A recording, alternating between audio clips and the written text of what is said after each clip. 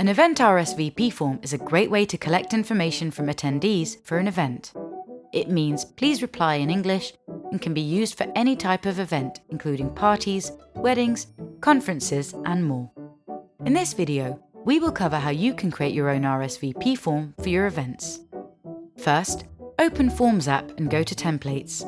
Here you can find many event registration form templates for free, such as this RSVP form sample. After clicking on the Use Template button, you can simply start creating your form by adding your own questions or editing the questions in the form. After you are done with questions, and make sure your form design is suitable for your event. You can choose a ready-made theme to change how your form looks, or customize every detail manually. Then, open the settings for adjusting your form better for your event.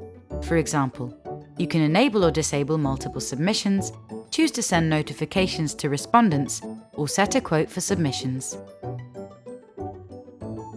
Lastly, click Share to select a sharing method for your form. For example, you can create a custom URL for it, share it on social media, send it via email, or embed it on a website. That's it! Now you are ready to create your own RSVP form. Use the free template in the description and get started today.